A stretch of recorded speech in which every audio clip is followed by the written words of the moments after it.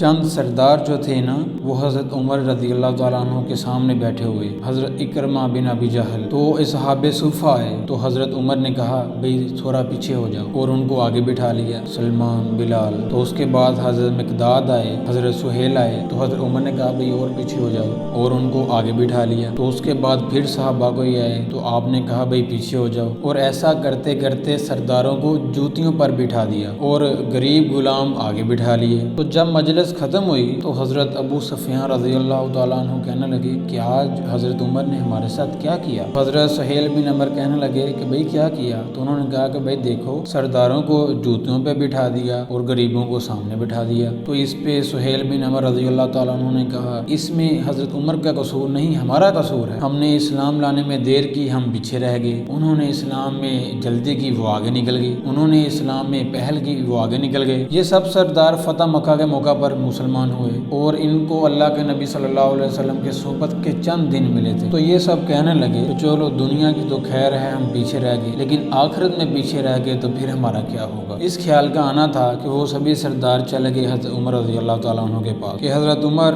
آپ نے ہمیں سامنے سے اٹھا کر جوتیوں پر بٹھا دیا، ٹھیک ہے ہم حقدار ہیں، لیکن ہم چاہتے ہیں کہ ہم آخرت میں پیچھے نہ رہ جائیں، ہم آخرت میں آپ کے مقابلے میں ہو جائیں، آپ کے ساتھ ہو جائیں، چلو ہم آپ سے آگے تو نہیں نکل سکتے لیکن ہم آپ کے برابر ہو جائیں، آپ کے ساتھ ہو جائیں، تو ہمیں یہ پریشانی ہے، تو آپ ہمیں بتائیں کہ کوئی راستہ ہے تاکہ ہم پیچھے نہ رہ جائیں۔ تو حضرت عمر رضی اللہ تعالیٰ عنہ نے کہا ان لوگوں نے اللہ کی راہ میں اپنی قربانیاں پیش کی، تم لوگ بھی اللہ کی راہ میں اپنا مال پیش کرو، اپنی جانیں پیش کرو تو تم بھی ان کے برابر ہو جاؤ گے۔ تو یہ سردار کہنے لگے کہ بھائی بالکل ٹھیک۔ تو یہ سارے قریش کے سردار مکے آئے، تو مکے سے انہوں نے بمائے خاندان مکے سے ہجرت کی، 400 بڑے سردار جنہوں نے مکہ چھوڑا۔ تو جب یہ مکے سے نکلنے لگے تو سارا مکہ رو رو کر اپنا برا حال کر رہا تھا۔ حارث بن ہشام رضی اللہ تعالیٰ عنہ یہ ابو جہل کے بھائی ہیں، تو یہ کھڑے ہوئے، انہوں نے چھوٹی سی ایک تقریر کی، تو انہوں نے کہا دیکھو بھائی اللہ کے نبی صلی اللہ علیہ وسلم نے ہمیں دعوت دی لیکن ہم پیچھے رہ گئے اور ہمارے غلام آگے نکل گئے، اور وہ ہم سے اتنا آگے نکل گئے کہ یہ عرب کے سارے پہاڑ سونا چاندی بن جائیں اور ان کو میں اللہ کی راہ میں خرچ کر دوں تو ان کے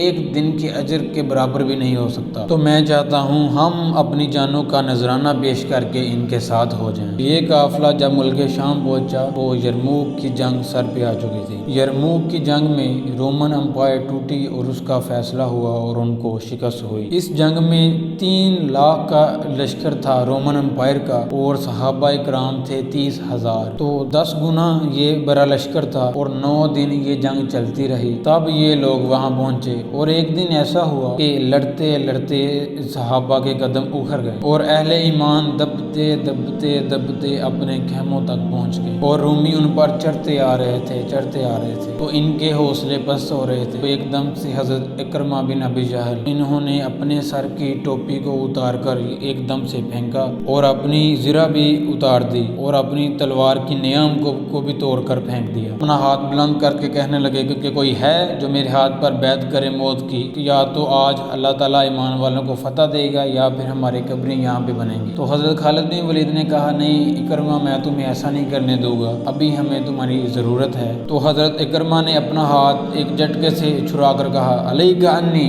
کہ چلے جاؤ یہاں سے، کہ خالد پیچھے ہٹ جا۔ تو انہوں نے کہا کیوں؟ تو حضرت اکرمہ نے کہا کہ میں اور میرا باپ ساری زندگی اللہ کے نبی صلی اللہ علیہ وسلم کو ہم نے تکلیف دی، ان کو پریشانی میں ڈالا اور ان کے خلاف لڑتے لڑتے لڑتے اپنی ساری زندگی گزار دی۔ آج اس داغ کو دھونے کا دن آیا ہے، آج میں اللہ کی راہ میں اپنی جان دینا چاہتا ہوں تاکہ اللہ کے نبی کے خلاف جو لڑتے لڑتے میرے دامن پہ داغ تھے آج میں ان کو دھو دوں، تو آج میں تیری بات نہیں سنوں گا۔ تو ان کے بیٹے عمر بن اکرمہ نے آ کر ان کے ہاتھ پر بیعت کی، زرار بن افضل نے، عبد الرحمن بن ابی بکر نے، عبداللہ بن عمر نے، حضرت ابو سفیان نے، حارث بن ہشام نے، ان بڑے بڑے سرداروں نے حضرت اکرمہ رضی اللہ تعالیٰ عنہ کے ہاتھ پر بیعت کی، اور سب बड़े बड़े क्रैश के सरदारों ने अपनी तलवारों की नियमों को तोड़ दिया, ज़िरें उतार दी, लोहे की टोपियां उतार दी और अल्लाह अकबर कहकर जो लश्कर में घुसे हैं। 400 आदमी थे और इन्होंने 3 लाख लश्कर का मुंह फेर दिया और उनको हटाते हटाते हटाते को उनके खेमे तक ले गए। लेकिन इस सफर में इन 400 में से चंद ही सहाबी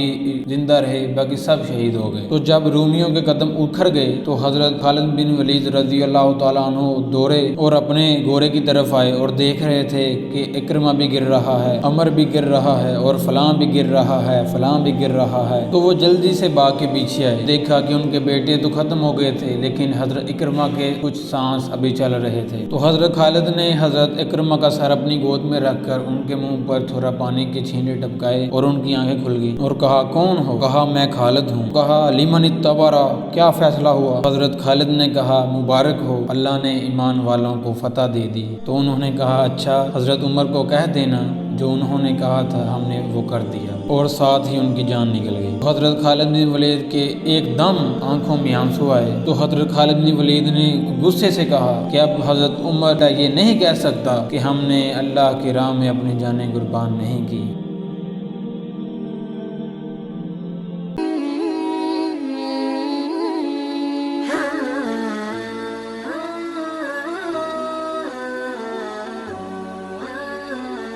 Hmm.